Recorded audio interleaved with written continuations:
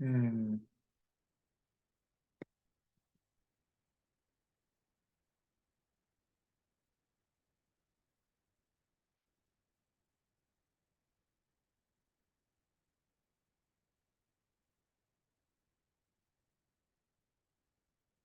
Hmm.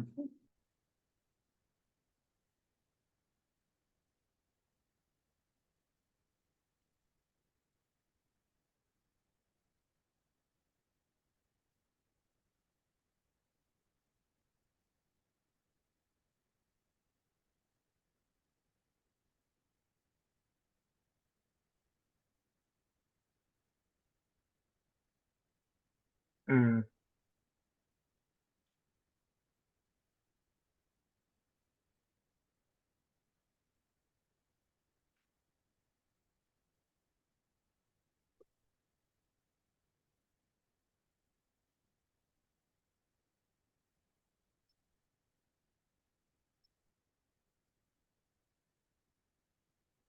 What? Okay. Okay, five. No, 5:04. This is probably it. I think a bunch of people said they're going to be able to make it today, and I don't know where Steph is. Um, She was at baseball. Kim said she's not going to be able to make it. Who else is relatively regular? Michael Amber. Amber said he's not going to be able. Here's Susan. Oh, there's Steph. Okay, cool. So let's get started. Let's review last week's. Talk about what was good, what was bad, um, how we think that if we felt doing the things that we were doing, and we're gonna try and keep the review. We have a time limit today. I'm practicing Time I'm management. a better time management skills. Yeah. So yeah, let's go hit me with a review. What was hard? What was easy? Were you able to keep doing it? I'll start. Mm. I want to talk about 60, 30, 10. Mm-hmm. I'm really scared of the 10. I do CrossFit because my job makes me like get down on the floor and crawl around with animals, and I want to be able to get back up again. Mm-hmm. And on Tuesday we did deadlifts and they felt really good. I was like, oh, this must be my 10 day. Um, and then I was really sore for the next 2 days. Um, and then it was deadlifts for the open. Okay, so Um, what are you afraid of? I'm afraid of like pushing myself to that for that 10% and then like having it affect my ability to do my regular life. Like I'm that sore Great, afterwards. great. So kind of two directions that kind of idea can head. One is the more often you do it, the less sore you become from it. So the more regular you are training and pushing the intensity a little bit, the less effect it has on your body. With that said, one of the reasons why I put that in there is because I kind of want people to slow down and think about what they're doing. Like one of the very first things that we were supposed to think about before we even started these was why we do what we do, right? Why are we in the gym on a regular basis? Why are we pushing ourselves when we could go sit on an elliptical bike? Um, Things like that. So the idea is that by by at least being accountable or acknowledging and trying to control for your effort, you're being more mindful about why you're doing it and what kind of effect it might have on your life. So, for example, 10% for you, if it affects your everyday, might be like 1%.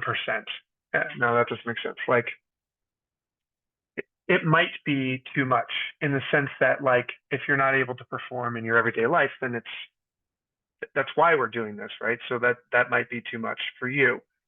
And maybe only 1% of the time, maybe like on a Friday when all the stars align and you had the perfect, well, I don't know if you work on the weekends, but let's just pretend like you don't. Um, all the stars align and it's like you're feeling great. It's all the movements you're super excited about. That could be your 10%, realistically 1% maybe of the time. And then the other 19% or 29% could be training, and then the rest is practice.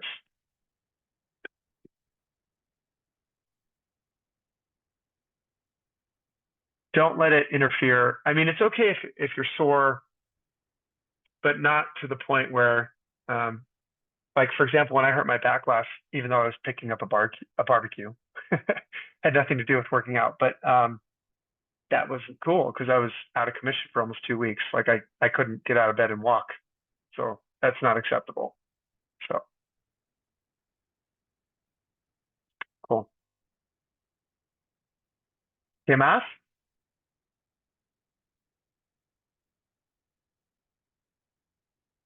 Okay, well, I had consistent movement schedule, pretty consistent. My schedule was weird this week because Hannah, I was covering classes for Hannah, and Luke came back and his schedule got normalized because he started coaching swimming a couple weeks ago. But other than that, I was intentionally active every day. I think I logged everything that I did except for my active recovery stuff on Thursday. I was training. The thing I struggle the most with is the focus prehab at the very end. When I'm on top of it, I feel awesome, and I feel like every day is a 10% day when I'm doing a good job of prehab stuff and warming up really well. And then when I'm not, if every day feels like, I don't know, doesn't feel very good. So I have to do better on that.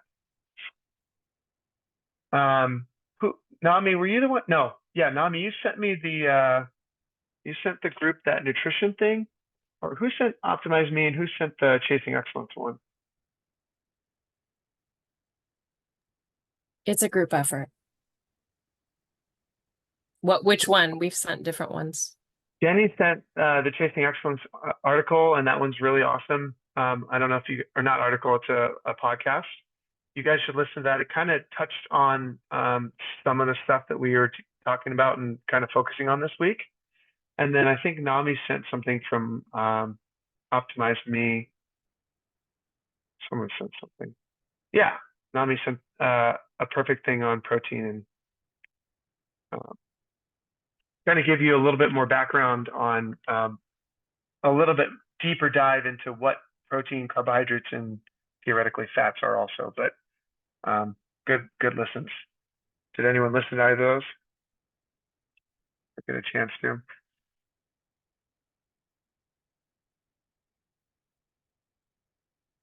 Okay. I like it that you send these resources because otherwise I'll just be listening to podcasts about Gaza all the time. So I like having something a little more positive. Yeah, let's mix it up a little bit. Yeah. Take our minds off of it. Speaking of which, I saw Dune today. Did any of you see Dune yet? Oh my God. Is it better than the first one? So good. Oh, it was so good. It's really fucking good. Yeah. Okay, I guess that's it then. So the recovery week, so never do nothing. If you take nothing else away from move week, never do nothing. Do something all the time, every day. Try and keep everything as consistent as possible. The resources at the bottom, Chasing Excellence, is, like I said last week, kind of my go-to on in terms of like he actually, I stole the Fit Six from him. He did like he has something like, it's not called the Fit, or it's the 5 factors. So I kind of stole it and then put a little spin on it for myself. He's really, really good. And most of the podcasts I listen to and resources I get are just branches off of stuff that he's talked about in the past. So if you only can listen to one, that's what I would listen to. Built to Move is kind of like, I'm bringing this up because this week's resources are kind of just like, or the book is another layer on top of Built to Move. So in case you ever get a chance to read Built to Move, I'd read that one first. And then all those people that I followed on Move are really, really good resources for all things that we do in the gym every day. All right, so recovery week, 23-1. I think we talked a little bit about this last week in terms of We only get to see you an hour a day. You're theoretically only intentionally active, plus or minus an hour a day if we're lucky, most days of the week. The other 23 hours of the day are really what's going to determine your success in and out of the gym. And beyond that, your fulfillment in everything that you're doing, right? You only get so much out of the gym. So that's kind of what I want people thinking about the other 23 hours of their day.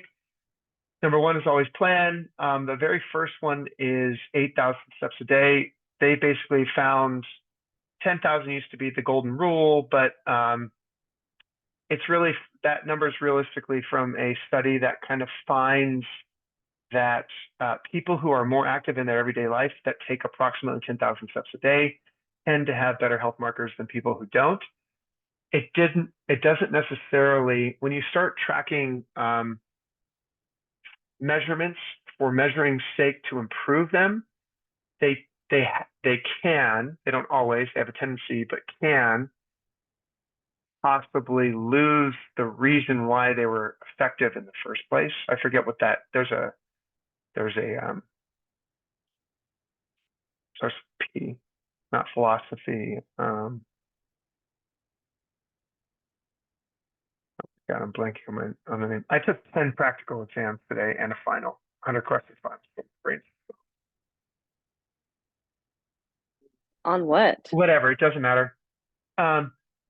Basically, as soon as you start to measure things and try to improve the measurement for the measurement's sake, it can lose the effectiveness that you originally found the measurement to be good for.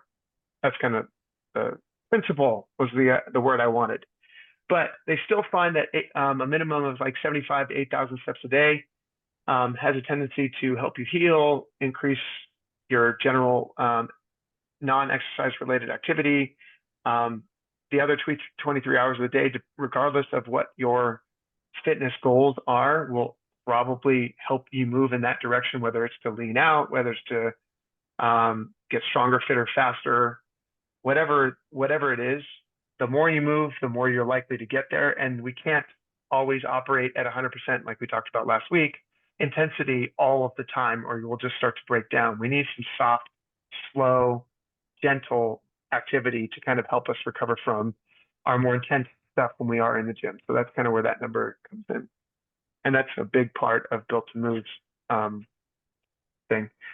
Same with water. The more you hydrate, the better your body feels, the better your brain works, the better your muscles work, the better your organs work. I mean, I'm sure you all know that half your body weight is kind of like the bottom end of suggestion. I think maybe it's 2/3 Whole Life Challenge. I don't remember what Whole Life Challenge wanted us to do, but basically the research kind of points somewhere around 1/2 your body weight in ounces of water a day is really good. I like to taper. I drink as much water earlier in the day as I can, then closer. We talked about this in the sleep week. I taper it off towards the end of the day, so I don't have to wake up and pee as often. 10 minutes Is of there- restorative. Is there a point when you've had too much water? Like it's not good for you to have more than 1.5 times your Yeah, body I weight or mean- something? How much? I don't know whatever. If you're doing if you weigh 100 pounds and you're drinking 150 ounces a day, that's too much. I mean, there absolutely certainly is a high upper limit to how much water you're drinking, especially if you're not taking it with some kind of salt. I forget what it's called, hyponatremia. Like the kind where maybe? you can kill yourself if you've got You could literally kill yourself. completely Yeah. diluted your body. Let me We're look probably at- not going to get there. Yeah, so it's called hyponatremia, and it's essentially like you've got so much fluid in your body, and your salt to water concentration is so huge Off. that like stuff is not, your cells aren't conducting electricity, your brain's not conducting electricity correctly, so stuff starts to go crazy. Very probably not something that any of us is going to deal with unless you're like really, really pounding water. And if you're drinking it, like let's just say you finished a gallon of water as fast as you could or more, Like that's the kind of thing you would have to do to start to get to that level. But with that said, pinch of salt with some water, maybe some electrolytes in your workout shakes. That stuff kind of helps. I doubt that any of us would ever have to worry about that though. There was a Star Trek episode about that they landed on a planet and the aliens, what they did was they took the salt out of their out of the, the landing party's body, died. Because without salt, you die. Star Trek kills people in their episodes? Yeah, it was Pretty dark. Oh yeah, the landing parties. You always knew in the landing party, the red shirts always died. In the Okay. if it's not Scotty or Chekhov or one of them, you're gonna die every time they land on a planet. That sucks. So you basically know when you're cast as that character, that's the end of your Star Trek career. Yeah. Okay. But that's what it was. They took the salt out of their bodies. Whatever they did, they extracted it, and then that caused them all to die because you need salt. I remember that. Yeah, and how long have you been told by your doctors to limit your salt consumption? Forever. Until Forever. my last cardiologist told me, you should probably have some more salt. And I said, my whole life I've been told to limit salt.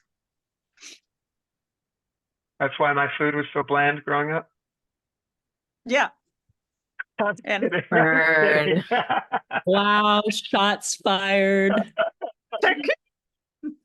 But Totally I feel, kidding. and I don't know if it's accurate. So this is what I have heard is that if you It is eat accurate. more, well, if you Oh. eat more, I didn't hear it from you, so maybe it's not accurate. If you avoid processed foods and eat more whole foods, then you probably can lean a little heavier on the salt because you're not getting it from processed foods. So you may be missing salt if you're just eating whole food all the time. Yeah. Absolutely correct. Yes.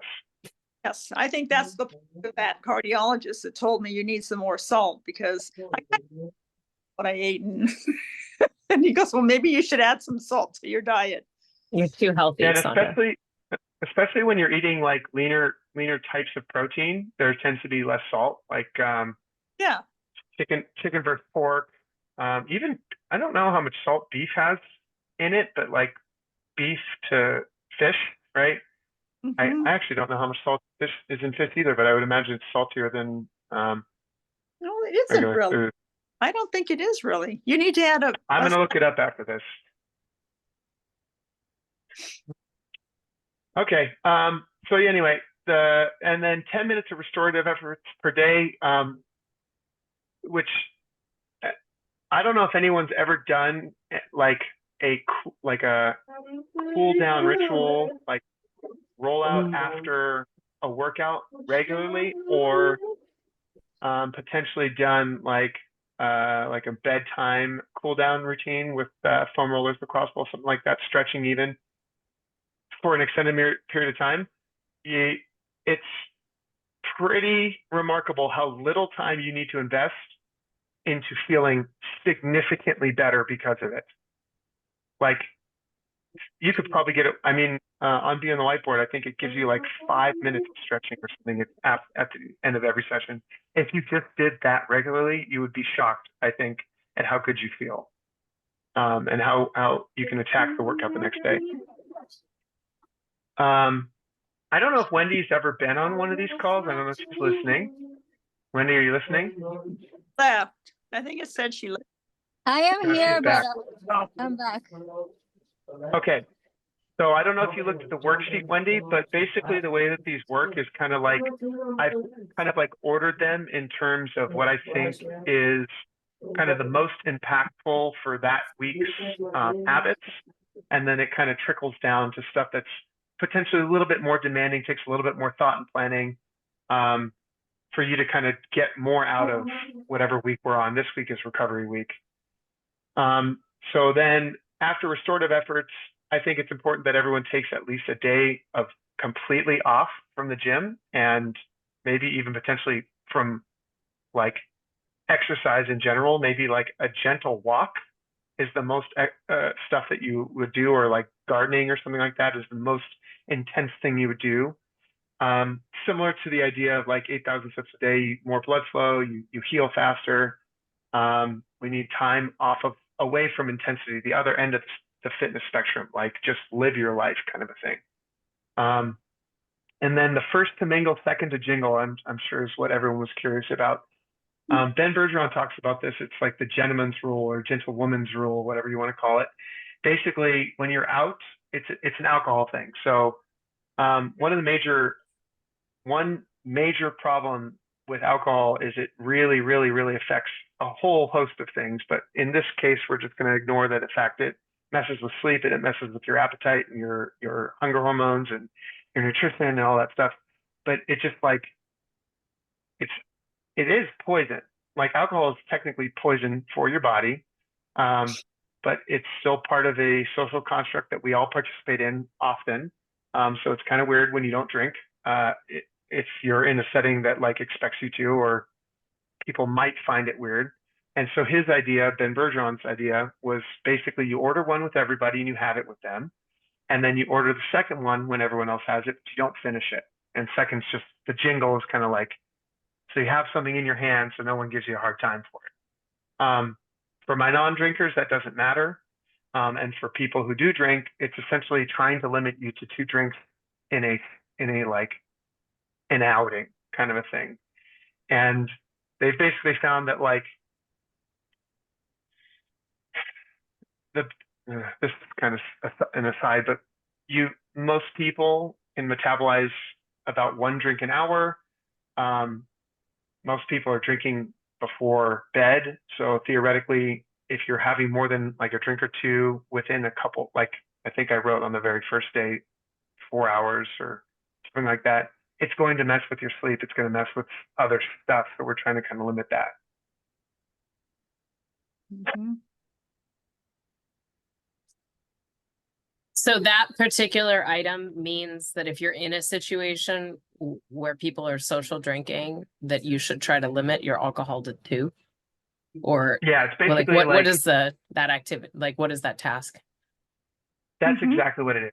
And that's kind of making an assumption that people are drinking at least once a week.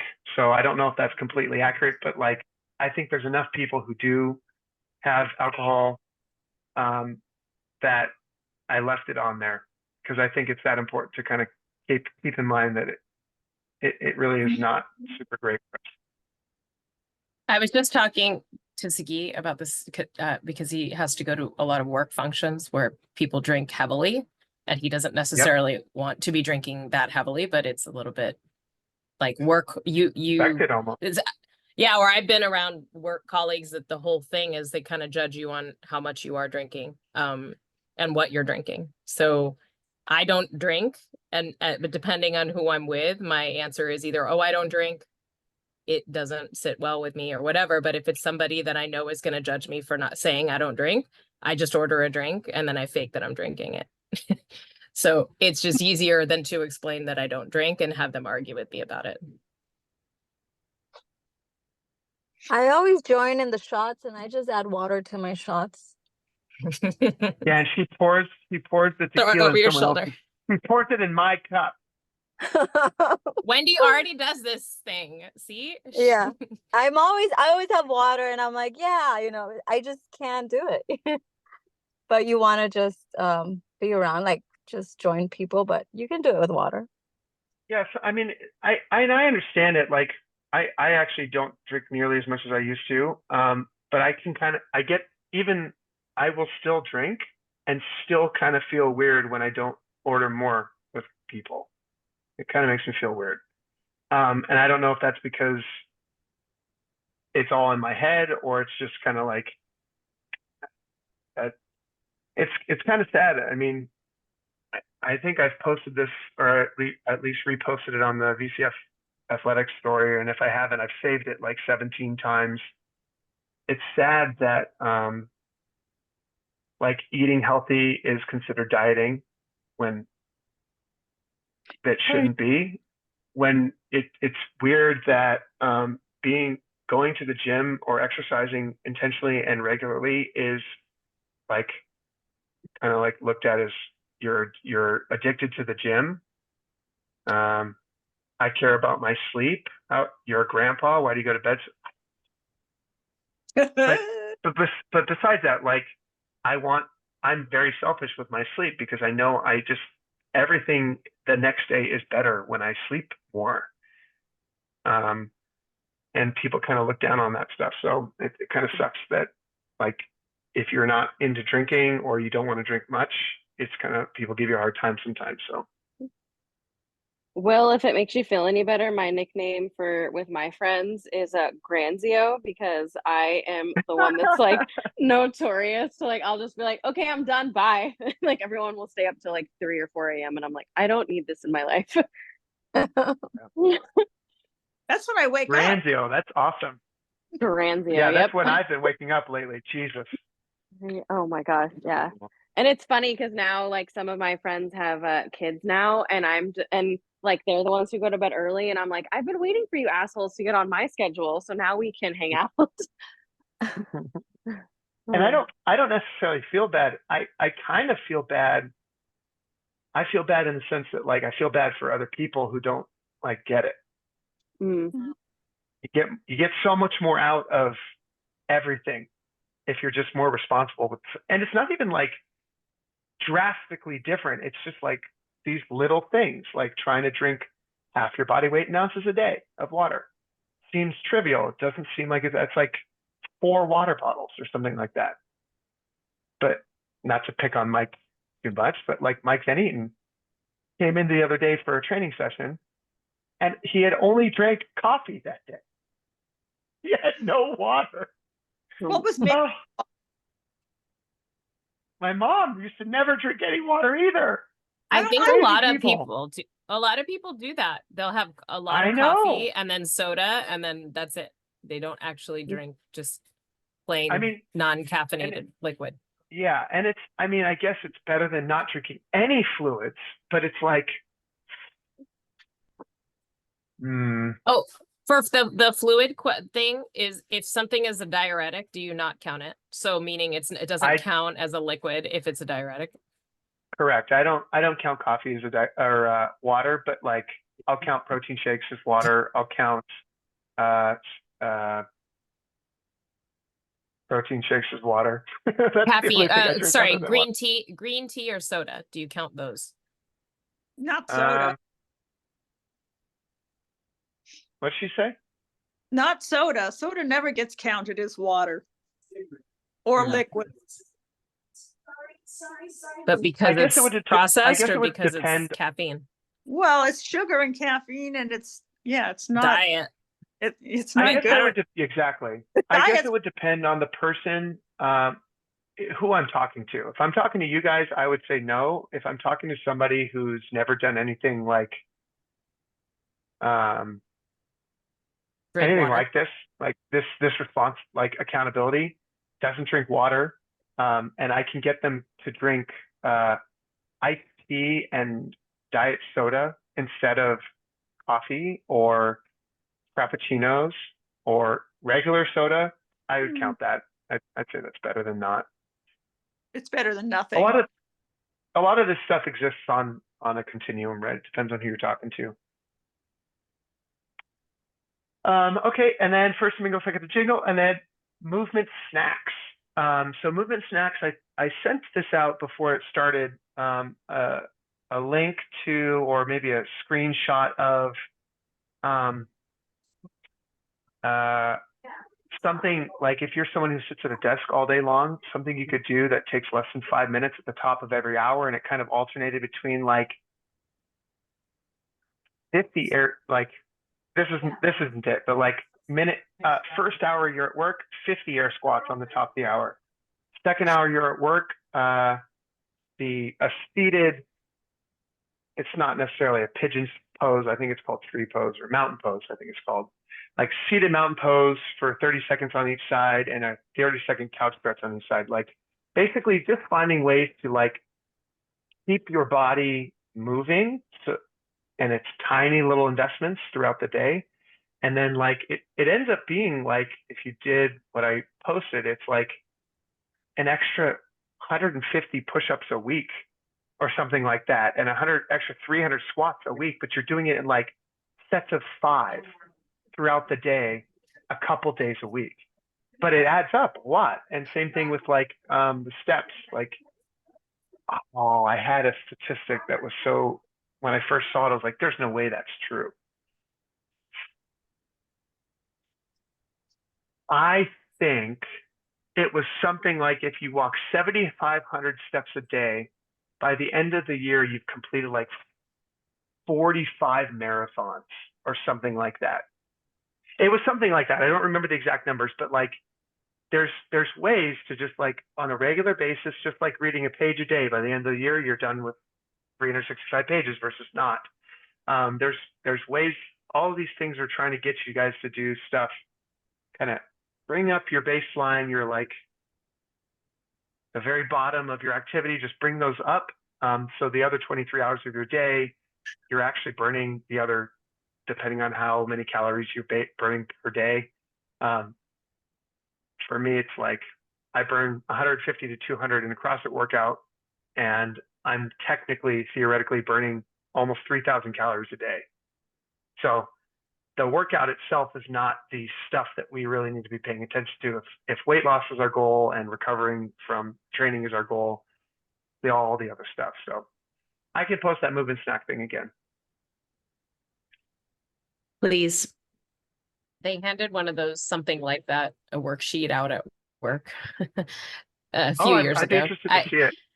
Let me see if I can find it. I had it pinned on the board and I would look at it and go, oh, I should do that. And then I would never do it.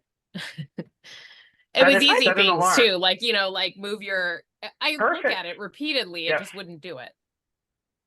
So I set an thought- alarm. And then I- what you can do, here's another trick for people who don't get enough water and don't get enough steps and don't get enough restorative effort per day.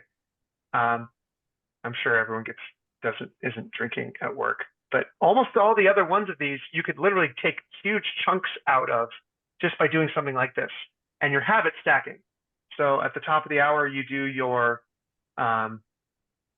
little 3 to 5 minute exercise routine, whether it's stretching or actual movement. Then you stand, you walk to wherever you're keeping water. You do a couple laps around your kitchen island as you drink your water. You put it back down, and then you go back to work.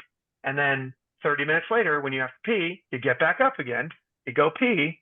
No, I'm just kidding. But No, Not that's really. not, The only actually. time, that's the only time I move around when I'm at the office I- is to I go to was- the I kitchen, wasn't go to the actually bathroom. kidding. Yeah. Yeah. at the office, it was 250 steps to the bathroom. So when I got up to go to the That's bathroom, far. it's a long way. I had to go all the way out of our office suite, down the hall, all the way to the end of the building. And so I that don't always, remember where your office was now. well, it was on the second floor in the back corner, and the bathroom was on the second floor, but in the other corner. So I had to go way to the other side of the building. And then walking from building to building, because we're on the campus, I mean, that was like, a mile a day, just walking to a meeting. That would make Yeah, me not I'm- want to drink a lot during the day. If yeah. I had to pee like every 30 minutes and then have a really far bathroom. It made me not, I thought movement snacks were food. Snacks. Walking. Food while you're moving? Yeah, I figured people would Same. take it that way. I But thought we were gonna swap recipes or something. So excited. What are good snacks to take while you're trying to move? I was at the baseball gel. field all day since like 7:30 until right before this call. And when I sit in a bleacher chair, it kills my lower back like for Yeah. hours at a time, or I'm standing. If I'm not sitting in bleachers, I'm standing. And so I had Tommy with me. So every like hour or so, I'd take him for a walk around the field and then come back, or I'd try to do like what's it's called when you're like basically a couch stretch, but you're standing on one leg, or I'd stick Yeah. one of my legs up on the bleachers and I'd look like an Yeah. idiot, like, stretching my hamstring out. But at least I felt like I was doing something instead of sitting static in a bleacher chair. I would do that when you're standing in line at Disneyland. I'd be doing like, figure fours or stretching my calves or because it kills your back. Mhm. And the one Well, I'm glad food, I'm not the only one that feels that way. Maybe I it's haven't CrossFit. I haven't Just kidding. sat down for an extended period of time, like really sat for a long time. And these past 2 weekends, sitting in a chair for 8 to 10 hours, holy crap! Mhm. I Yeah. did not like it. Are you This doing is some more- kind of CE, Will? Like some kind of continuing Yeah, education? I finished all of my CEUs and the course for my. Yeah, that'll do it. the minimum not to do any ROMWOD or pliability or any of that No, kind of that stuff. stuff's fine. I'm talking about that's recovery efforts. I'm talking about like Working um, out. yeah, like who's a good example works out too much. I'm You, not sure no, Hannah's Hannah. still doing this, but like Hannah was one of her things is 75 hard, right? This is one reason why I don't like that one, because she sleeps 10 hours a day. Most people do not get to sleep 10 hours a day, and couldn't if they tried. So like, I think part of that thing is you have to do 2 workouts a day every single day. That's ridiculous. And I one don't know has if to it's be not- outside in the sun, right? One of them out- has to be outside. I don't know what they consider a workout, so like I can't speak to that. But like, just saying that you're telling people to work out twice a day every single day for 75 days straight, that seems irresponsible. So Hmm. This is more kid related, but there's a lot of research that doing cross potty and bilateral movement is linked to like better kids reading and writing better. So if that is applicable to us at all, maybe it makes our brains work better too, which I really think it does. movement in general, or do you mean specific cross body and bilateral stuff? Well, in the kids, it's specifically bilateral and cross-body stuff because it links the 2 sides of the brains together. But I mean, I'm sure movement in general also. Oh, that's why we do dead bug. Yeah. You know what's so funny about all that research? I feel like they're going to come to the conclusion I feel like one of the reasons why when I was in grad school for all this stuff, I was just kind of like not discouraged, or I don't know what the word would be, but like it and everyone knows, I think, even people who are unhealthy, who don't necessarily take physical fitness as seriously as we do, and everyone knows that if you eat better, you feel better. On some level, they know that. And if you move more, you feel better, and it's good for you, right? I feel like all the research is basically just going to come back to the point, like, and say that. I don't think they're headed in any new frontier, down any new direction that hasn't already been discovered yet. Yeah. And So and why do you think people don't care? Or do you think they don't, don't- the I- degree what I of think it effort is? it takes? I think it's an effort thing, but I think more our bodies are so resilient and such incredible machines that it doesn't, and it's typically such a slow decline that people don't necessarily realize that their choices, like this kind of stuff, really can start to separate people over long enough time. Because like when you go work out today, you're not instantly fitter tomorrow. Like you don't really realize that, right? But 5 years ago, a lot of us could look back and say, oh, I'm way fitter than I was that person. But all I did was every single day, almost an unnoticeable amount of improvements in my fitness and my lifestyle. But I'm a drastically different person than I was 5 years ago. So I think that's part of it. And I also think that like the human body is so incredible that it can put up with a lot of crap for a long time before stuff really starts to go wrong.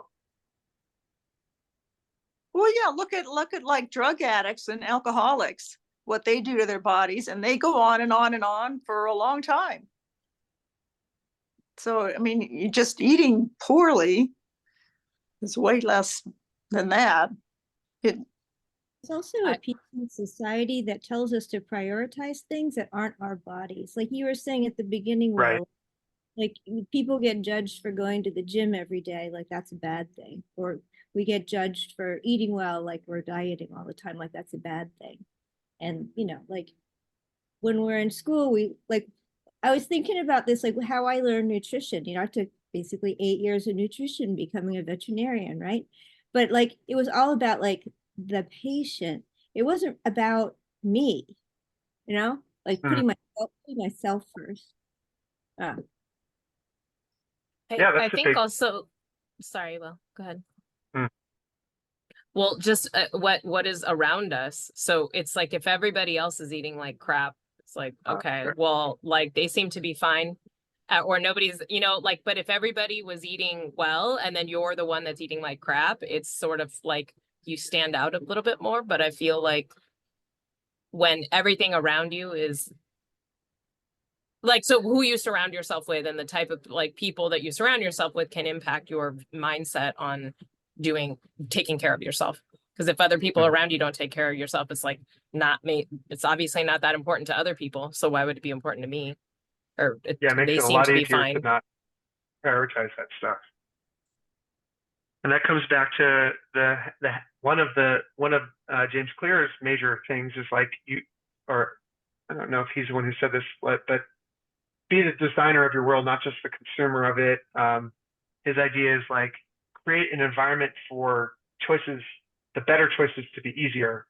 So like by not having the ice cream in the freezer right now, it makes it way easier for me to say, I'm going to have that pure protein bar that tastes like chalk, but it's still better than nothing. And it sort of scratches that itch. And I'm good.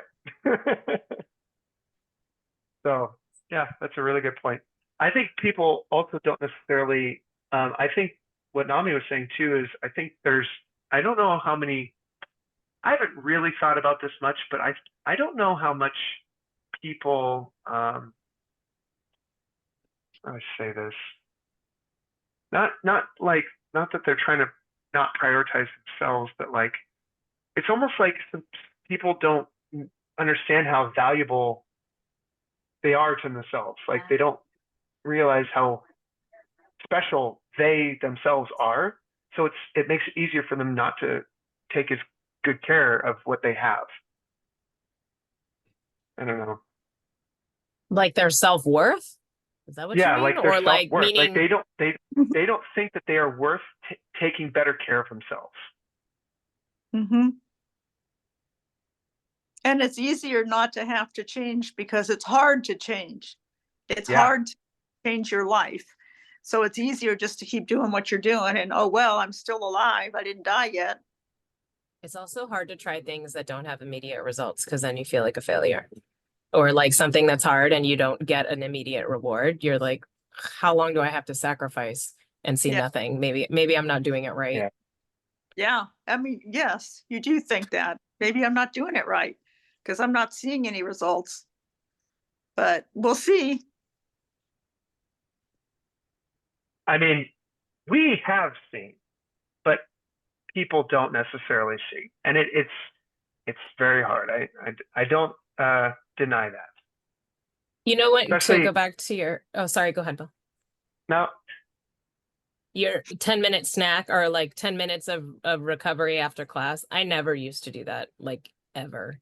And then I started to do it because it was fun to hang out and talk to people and then I needed to make myself look like I was doing something. So I started to mobilize while I was talking. And then I kind of fell off of it. I had to leave class. I had to leave early and I couldn't do it. Then I felt like crap when I wasn't doing it. So I didn't notice that it was helping me until I stopped doing it. And then I noticed, oh, well, now I feel a little bit stiffer and I kind of maybe should fall back into that instead of, so I didn't notice it in the moment. Like, wow, this is so helpful. I notice its absence now. So I don't know. I Even talked about that in 5 minutes. Go ahead. Yeah, I talked about that in Sleep Week. I said something like, a lot of this stuff is you're not going to realize how it's it's not going to be a light switch where you're one day you wake up and the next day you feel you did a couple of these things. You're just like, oh my God. Most of this stuff is like the slow drip, a little creep. And you don't realize it until you stop doing some of these things. Like, oh, why do I feel? Oh, that's right. I haven't mobilized in a week. No wonder my back feels like crap. Yeah, that's another problem. Like, not just that it's hard, but like you don't notice how much better you're feeling until you take some of this stuff away. I used to go to the chiropractor like 4 times a year for like my lower back would like lock up, and like if I sat, which I do all the time, like I drive to Orange County for 2 hours, and then when I would get out of the car, I would feel like a 90-year-old woman. I would get out and my back would be really locked up and stiff, you know? And like my whole pelvic, like hip area would just be frozen. And I would have to go to the chiropractor like 4 times a year to like get like that worked out. And ever since I started mobilizing, we did like Fit 6, or maybe it was like the Whole Life Challenge, whatever we did like a few years ago, where I started to learn about mobility and like foam rolling and all this stuff. Now I do it like several times a week, and I haven't had to, knock on wood, go to the chiropractor for that issue for like a year and a half, 2 years now, because Awesome. of the ongoing just foam rolling. Just like It's I come to maintenance class. too. Yeah. And I don't even like do it after class all the time. I'm pretty bad. I'm usually rushing off, but like I get to class early and I foam roll before the workout, but I do that like 4 times a week before my workout. And it's enough to like, I just always foam roll the lower back and the top part of my, all around my hip area, my hip flexors and my glutes. And I haven't had to go back to the chiropractor in like a couple of years now. So yeah, like it's not right away, but like that tells me right there it's working, you know, even if it doesn't feel like anything really in the moment. That tells me something right there. Cool. Yeah. I have a question about the Cool. 8,000 steps. Huh? I have a question about the 8,000 steps. So I work from home, and getting that many steps in is, I don't know. oh, it's hard, and especially when it was raining last week, I just like didn't want to go outside. Plus, I live on Sepulveda Boulevard, so walking along like a really busy street gives me anxiety. So I try to bike instead. But what would you convert biking, like that erg bike or whatever we have at the gym, like 10 minutes of that? How many steps would you consider that? Typically, whenever I'm doing like rough conversions, biking to running is, let's see, how would I phrase this ratio? 4 to 1. So every 1 meter biked is kind of equivalent to about every 4 meters walked. No, wait. The other way around. Every 4 meters biked is equivalent to about 1 meter walked. So like if you bike 4 miles, you walked 1. Oh, okay. Something that's a super rough estimate, but it's just simple, like enough that you could do the math in your head and say, oh, okay, that's about 1 mile. And then depending on how long your step length is, I think the 10,000 steps a day came from an average of 5 miles with an average step length of like 2.67 meters or something like that. I don't remember the exact numbers, but it's like they tried to do this average person's stride length. Well, and that was a man's stride, not a woman. Here we go. Thanks, Sandra. Susan's trying to tell me she thinks she has short. What did you tell me the other day? You have short arms and short legs? I have short legs and long arms. Long arms. Short legs and long arms. King of short legs and long arms. Stephanie in the bottom. I don't know where she is on your screen, but I don't know if you don't know her, but her hip height, she's 5. How tall are you, Steph? 5 feet, 6, so 60 5 inches. feet even. My hip bone, like the top of my hip pelvis, is 1 or 2 inches higher than hers. And I'm 5'9". Yeah, but my whole torso is literally this big. Like that. Yeah, that makes but up we're the talking rest about of it. we're talking about stride Okay. length. So Stride- Well, Susan's can trying to we- tell me she's got short little legs. So can we, is there a way to like, because I have a similar issue. It's like, I'll never do it. I'll never do it. I used to have a step tracker, 10,000 when I had it.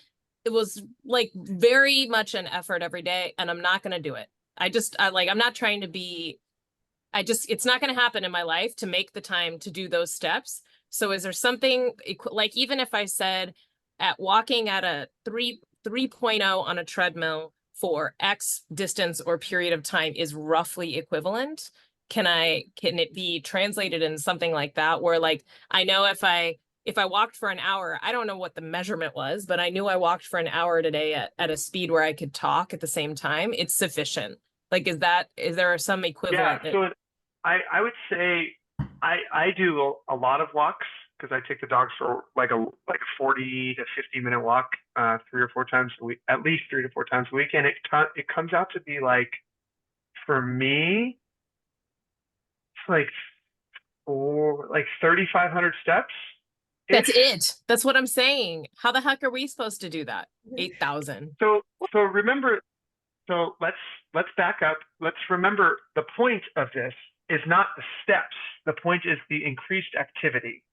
So Activity. Susan was talking about sitting on a bike. You could sit on a bike for 30 minutes and knock out, call it 2,500 steps. That's it. But I But it think was, the whole 10,000 steps thing is people that have no access to any equipment or gym or activity, other kind of activity. Everyone can walk. So they say if you can do 10,000 steps a day, that's activity. And that's about what you should be doing. So that's for people that are not doing anything else, really. I don't think that so much applies to us. Or, Yeah, or aren't you saying that we have to do this? I mean, not have to. You're suggesting that regardless of how many days a week you train in the gym, that you should So- still be doing 8,000 steps. Let's put it this way, 8,000 steps of activity. So that could be swimming, that could be biking, that could be rowing, that could be crossfitting, that could be, so like when I'm coaching a class, give or take, I get about 1,000 steps coaching in a class. So I'm just looking for movement. yeah. That's it. I feel like for those of us who work at desks like all day, this thing you're talking about, like the top of the hour doing something, like I think that could work for like people like Susan and I and other people who are chained to desks for Mhm. our days. So thank you for sending that.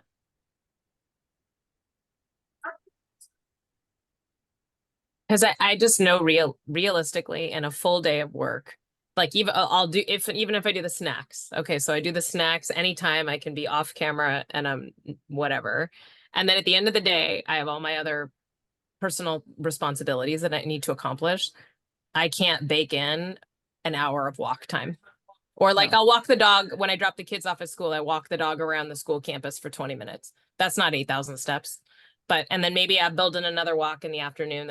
That's another, not 8,000 steps. So just actually, I remember when I was deliberately trying to hit 10,000, it was like a pain in the butt for me because I'm with no deliberate effort. I was like less than 3,000 steps a day. I was doing nothing. I was CrossFitting, but even in the gym, I wore it in the gym and I wasn't walking very much. So what is your takeaway from that? The top priority. Bake in the snacks as best I can and figure out ways, Okay. even little can only ways do to the do best you more can, than right? 0. Okay, yeah. Never do nothing, more than 0, 23-1, right? Basically just, actually what you should probably do, so we talked about this in the Nutrition Week, I think. Ishi Sinkowski, before she ever has anyone weigh and measure and make any kind of interventions on their food, she makes them do a week log just to figure out like what's an average week of calories look like for you, and are you gaining or losing weight regularly, like over the longer term, and then you adjust the number of calories from there. Before she ever has people counting on MyFitnessPal or doing macros or anything like that. You should probably do the same. So like maybe use this week to get a true baseline of what your movement, your steps are. Maybe start to keep an eye out for like ways that you could, that one of the occupational therapy tricks is take the stairs, not the elevator, park further away from the grocery store, like all those things. Look for those opportunities. Don't necessarily take them while you're getting your baseline. Look for those opportunities and then say, okay, well, let's try to add this week or something like that. Maybe make that walk around the campus once a day, just to see what it would do to your activity scores, and then slowly ramp it up. And then eventually you will find a limit. Like, I'm trying so hard and I can't get more than this, and then maybe back off a little bit. I actually tracked, I don't remember what it was, but an hour shopping in Costco. That's probably a crap ton. I'm a fast walker in there too. I'm not a browser. So Oh, hi. I think Out of my way. Aw. I get my best steps at the airports. Whenever I travel, like those are my best step days. You know, the other thing with the movement snacks is if you're stopping to do like squats or whatever you're it also forces you to refocus your eyes, because they always say you're supposed to, like, every hour look away from your computer and look out the window for 5 minutes, because you need to rest your eyes, because they're the only two eyeballs you have, and when they're done, they're done. Wow. That's deep, Sandra. Yeah. Next level. I used to get very stressed out at work when I was in an office, and I have glass walls now, so everybody can see everything I'm doing. So I can't do this at my work office. But my old office, whenever I would get really stressed out, I would close my door and I'd kick up and do a handstand hold against the door, and then come back down and then kick up. And then it would Why like can't you do reset that? my brain with a glass door, like glass walls and glass door. Don't kick it. I've already been like practically broken the glass door because I'm too strong. Oh, Surprise. So I can't do that. I do it at home though, but it actually, like, if you feel comfortable getting upside down, it like resets. Like, you can't really be as angry and stressed out when you kind of just are trying not to die and hit your head. So then Let's you try reset. that.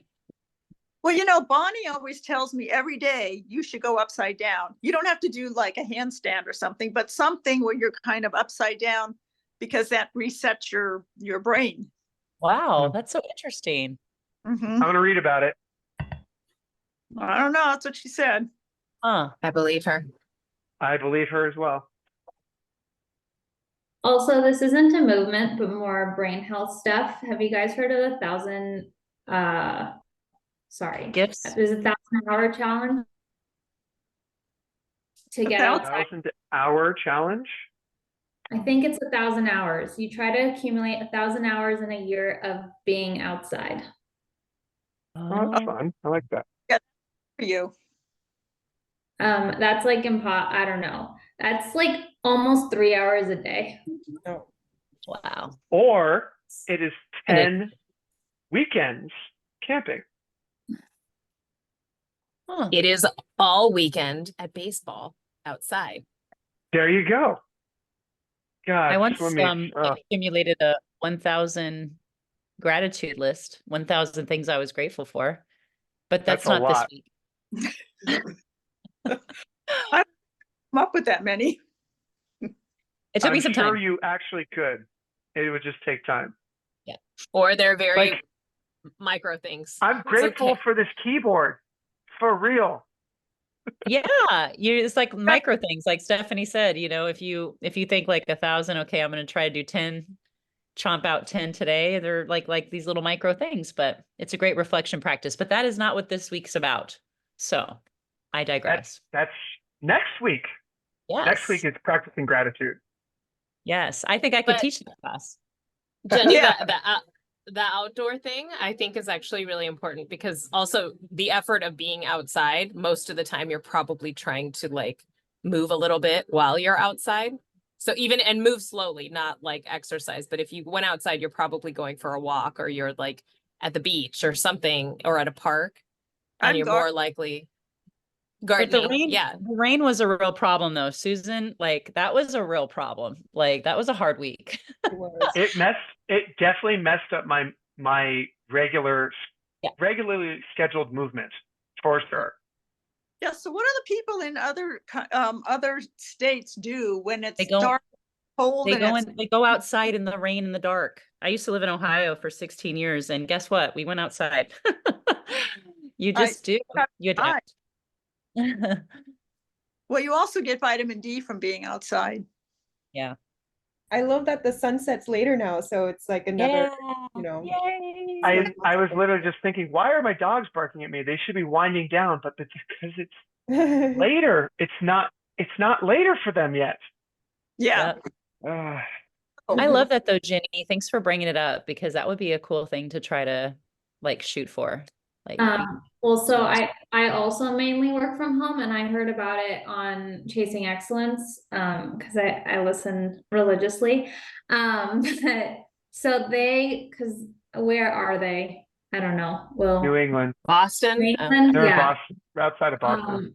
So they're like, I started working, whoever was suggested this, she works from home, but she takes her computer and puts it outside on the days that she can just to get, so it's not necessarily movement, but she's outside and accumulates those hours. So that's, I'm going to start doing that because I also sit in my chair for a long time. so I You did ever all enter my Tim Ferriss talks about those. You're about what my mom was talking about too. Like when we stare at screens and use Fluorescent. artificial light in our eyes all the time, our eyes need to be able to see depth and like landscapes and horizons and things like that. It's good for our eyes and our brain. I set up a little like office outside on Friday afternoon because I was like, it's Friday and I'm tired of being in the house. And my household's a chill. And I just wanted to sit in the sun and do all my Zooms. And so the whole afternoon, I was just sitting in the sun doing my Zoom calls. And I got a lot of comments in the chat pod about, oh, must be nice being in California because, all my coworkers are all over. But it was so nice, you guys. I put on the sunscreen, put a ball cap on, and it was like a great afternoon. I need to do that more, just it's not as convenient as like whatever your home office setup is, but to Jenny's point, it just felt so good to be out, getting that vitamin D. Yeah. Like that. Okay. That's it for today. Oh, Thank you. are you going to bed? No, I got to feed the dogs and make dinner and then watch some TV so my brain can decompress. I had to pause the Oscars for this, you guys. Like, Oh big my deal. gosh. Forgot about that. Bye. Bye, everybody.